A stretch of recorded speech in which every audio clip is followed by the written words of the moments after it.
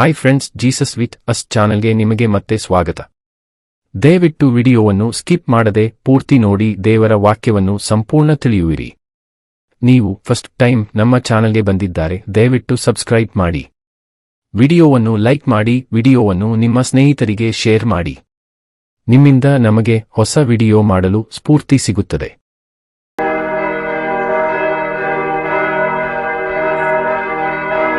ಕೀರ್ತನೆಗಳು ಅಧ್ಯಾಯ 53. ದುಷ್ಟನಾಸ್ತಿಕರಿಂದ ತಪ್ಪಿಸಿ ಕಾಪಾಡಬೇಕೆಂದು ಪ್ರಾರ್ಥಿಸುವುದು. ಪ್ರಧಾನ ಗಾಯಕನ ಕೀರ್ತನ ಸಂಗ್ರಹದಿಂದ ತೆಗೆದದ್ದು. ಮಹಲಾತ್ ಎಂಬ ರಾಗದ ಪ್ರಕಾರ ಹಾಡತಕ್ಕದ್ದು. ದಾವೀದನ ಪದ್ಯ. ದುರ್ಮತಿಗಳು ದೇವರಿಲ್ಲವೆಂದು ಮನಸ್ಸಿನಲ್ಲಿ ಅಂದುಕೊಳ್ಳುತ್ತಾರೆ.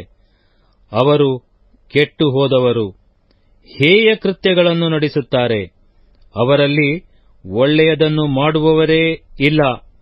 ಮನುಷ್ಯರಲ್ಲಿ ತನ್ನ ಸಾನ್ನಿಧ್ಯವನ್ನು ಅಪೇಕ್ಷಿಸುವ ಬುದ್ಧಿವಂತರು ಇದ್ದಾರೋ ಎಂದು ದೇವರು ಆಕಾಶದಿಂದ ಮನುಷ್ಯರನ್ನು ನೋಡಲಾಗಿ, ಒಳ್ಳೆಯದನ್ನು ನಡೆಸುವವರು ಒಬ್ಬರಾದರೂ ಇಲ್ಲ. ಅವರೆಲ್ಲರೂ ದ್ರೋಹಿಗಳಾಗಿ ಕೆಟ್ಟು ಹೋದವರೇ. ದುಷ್ಟತ್ವವನ್ನು ನಡೆಸುವವರು ತಿಳಿಯುವುದಿಲ್ಲವೋ? ಅವರು ನನ್ನ ಜನರನ್ನು ಆಹಾರವನ್ನೋ ಎಂಬಂತೆ ನುಂಗಿಬಿಡುತ್ತಾರೆ, ದೇವರನ್ನು ಸ್ಮರಿಸುವುದಿಲ್ಲ. ಭಯಪಡುವುದಕ್ಕೆ ಕಾರಣವಿಲ್ಲದಿದ್ದರೂ ಅವರು ಪಕ್ಕನೆ ಭಯಭ್ರಾಂತರಾದರು. ನಿಮಗೆ ಮುತ್ತಿಗೆ ಹಾಕಿದವರನ್ನು ದೇವರು ಸಂಹರಿಸಿ ಅವರ ಎಲುಬುಗಳನ್ನು ಚದುರಿಸಿಬಿಟ್ಟನಲ್ಲ. ದೇವರು ಅವರನ್ನು ಕೈಬಿಟ್ಟಿದ್ದರಿಂದ ನೀವು ಅವರನ್ನು ಅಪಜಯಪಡಿಸಿದಿರಿ. ಚಿಯೋನಿನಿಂದ ಇಸ್ರಾಯೇಲ್ಯರಿಗೆ ರಕ್ಷಣೆಯು ಬೇಗನೆ ಬರಲಿ. ದೇವರು ದುರವಸ್ಥೆಯಿಂದ ತಪ್ಪಿಸಿದಾಗ ಆತನ ಪ್ರಜೆಗಳಾಗಿರುವ ಯಾಕೋಬ ವಂಶದವರು ಉಲ್ಲಾಸಗೊಳ್ಳುವರು, ಇಸ್ರಾಯೇಲ್ಯರು ಹರ್ಷಿಸುವರು. ಕೀರ್ತನೆಗಳು ಅಧ್ಯಾಯ 54. ವೈರಿಗಳಿಂದ ರಕ್ಷಿಸಬೇಕೆಂದು ಪ್ರಾರ್ಥಿಸುವುದು. ಪ್ರಧಾನ ಗಾಯಕನ ಕೀರ್ತನ ಸಂಗ್ರಹದಿಂದ ತೆಗೆದದ್ದು. ತಂತಿ ವಾದ್ಯದೊಡನೆ ಹಾಡತಕ್ಕದ್ದು.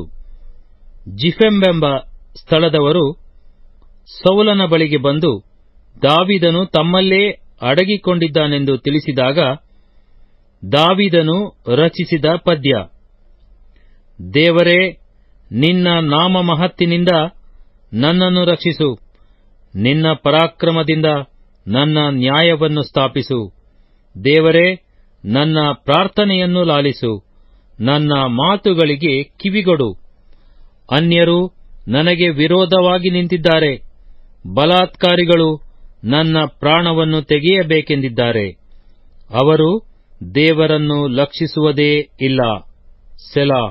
ಇಗೋ, ದೇವರೇ ನನಗೆ ಸಹಾಯಕನು.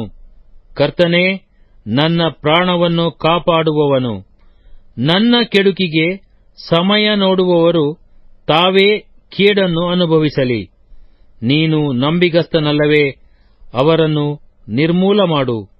ಯೆಹೋವನೇ, ನೀನು ನನ್ನನ್ನು ಸರ್ವಾಪತ್ತುಗಳಿಂದ ಬಿಡಿಸಿ ನನ್ನ ಕಣ್ಣ ಮುಂದೆಯೇ ನನ್ನ ವೈರಿಗಳನ್ನು ಶಿಕ್ಷಿಸಿದ್ದರಿಂದ ನಾನು ಸಂತೋಷದಿಂದ ನಿನಗೆ ಯಜ್ಞವನ್ನು ಸಮರ್ಪಿಸುವೆನು. ಉತ್ತಮೋತ್ತಮವಾಗಿರುವ ನಿನ್ನ ಹೆಸರನ್ನು ಕೊಂಡಾಡುವೆನು.